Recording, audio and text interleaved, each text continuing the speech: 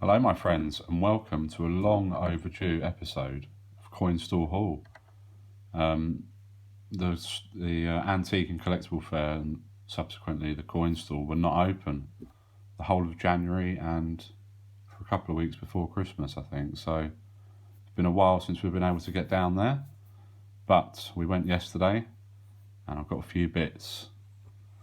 So we're going to play our usual game where you've got to try and tot up the prices and have a guess at the end. Let me know what you think it will cost and I will let you know at the end. But this I thought was a beauty, especially with the current hype around the Mayflower, of course. Another different coin with some awesome boats on it. This, of course, is for the Battle of Trafalgar. And this is a UK £5 coin. See the Queen there? This has a mintage of just 1,075,000 or so. So it's quite low. And you see HMS Victory there and HMS Temeraire. I bought a load of £5 coins recently in a big bulk lot. I did show them in one of the early videos where I was valuing the collection for a friend, and I actually ended up buying the whole collection from him. And this one wasn't in there. There's a few that aren't there, but I know this one wasn't there. I just loved it. I think the design on it's pretty awesome. Yeah, there's that. And then next up we've got a bit of silver. We've got a few bits of silver, nothing massive though, they're all small pieces. And first up we've got a little Edward VII sixpence. This is 1910. It's not in the best grade condition, but I didn't have one with this portrait on it at all. I think this is the first. Is it the first year, 1910? It's definitely the highest mintage one. So it's nothing particularly amazing, but nice to go into the collection. Always love to add a different piece of silver. There we go, 1910 sixpence. Obviously 925 silver back then, 92.5% silver. Mintage of 12,490,000 on that one. And you're wondering why I'm putting them on this side, and it's because next up, and I don't buy stuff like this often from there, but I got a nice little BUNC 50p. And this is the Girl Guiding one from 2010, 100 years. And obviously when we're doing our 50p hunts, we come across this fairly regularly. The circulation mintage is 7.4 million or so. There's only 149,000 in BUNC, 99,000 on, it's like a card, and that one's different. It's got like just girls at the bottom here and no design further up. And then this is a folder. You can't see the obverse of the coin on this one. This one I didn't have, so definitely grab that. It's still properly sealed with a sticker on there and the seal running across. But yeah, added that to the collection. I don't have many of the older BUNC packs at all, to be honest, from before I started collecting, so now's the time to start backfilling the collection, I guess.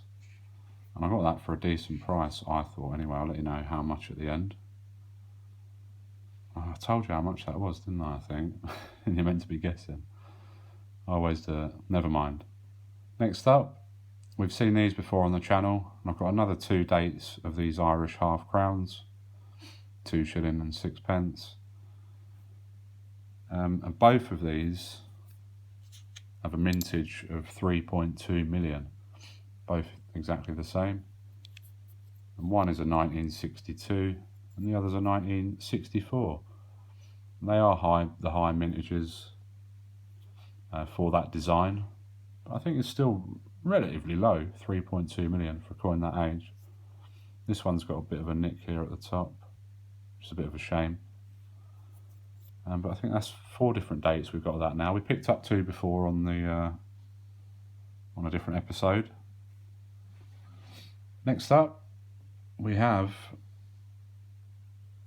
a 3p, another bit of silver, and this is from 1889. So on the obverse, of course, is Queen Victoria. And this isn't a good grade at all. Very worn portrait, you can see there.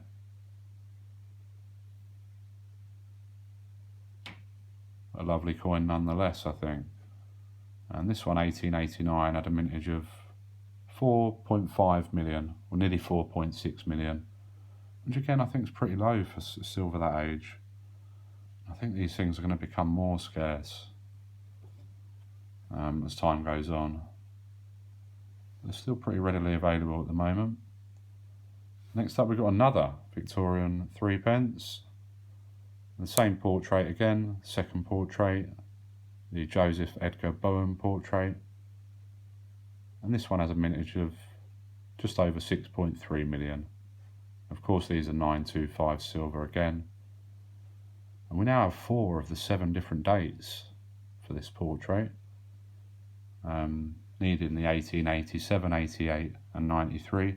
The 1888 is the scarce one, just 518,000 of those minted. But nice to add them to the collection. Next up, we have got another 3p, but this isn't a Victorian one.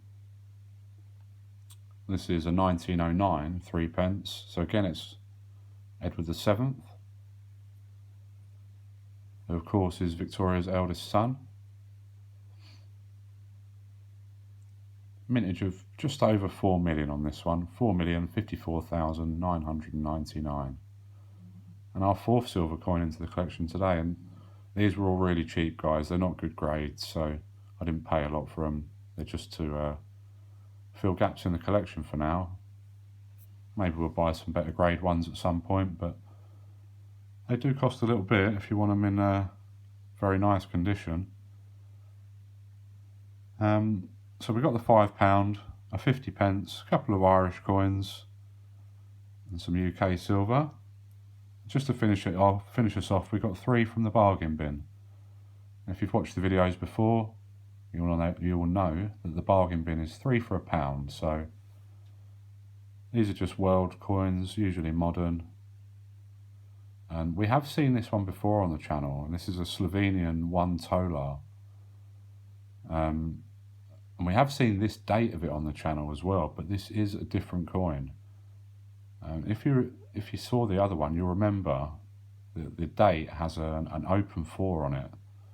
So rather than at the top where the 4 meets like this, it has it slightly open, you know, where it comes down and it doesn't meet at the top. Whereas this one meets at the top, which indicates it was made at a different mint. So this is the closed 4, minted in Budapest. And the one we got last time was the open 4, minted in Kremnica. That one had a mintage of 10 million. This one has a mintage of half of that, at just 5 million. It's both pretty common, but nice to pick both variants up. I'm glad I had 2 looks at it, to be honest, because I thought, oh, maybe it's that different one, and it turned out to be.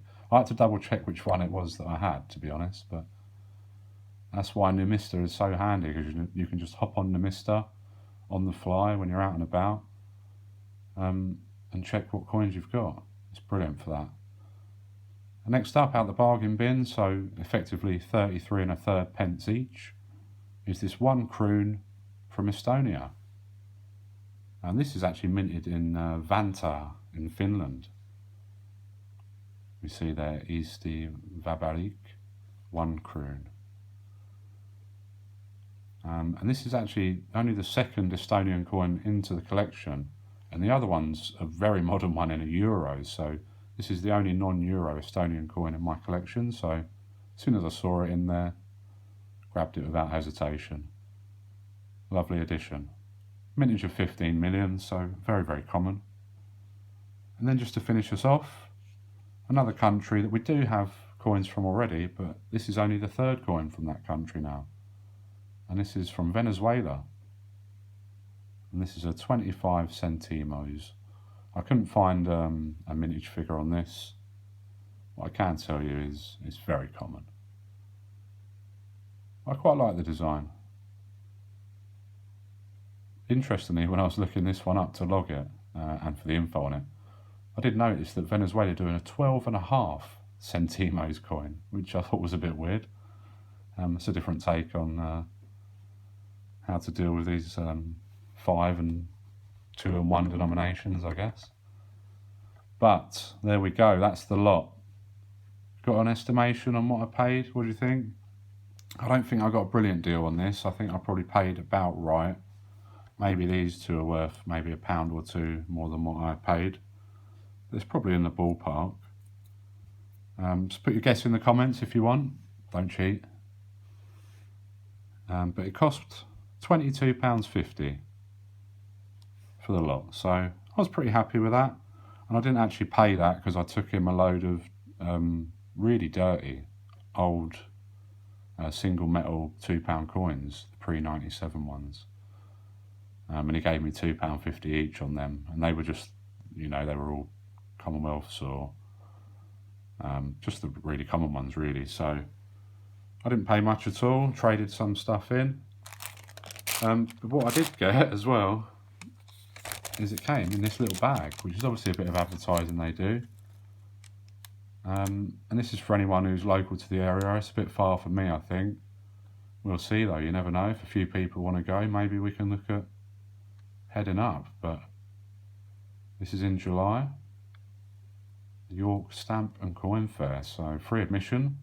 If you're nearby, why not go and have a look? Let me know how you get on if you do. But thanks for tuning in as usual, guys. Thanks for all the support. Drop a like, leave us a comment, pick your favourite. A lot of people pick one of these two, I think, no doubt. I think for me, this is a beauty. What a beauty. As I said, thanks for watching, guys. Loving the support. Come back and see what we've got next time. See ya.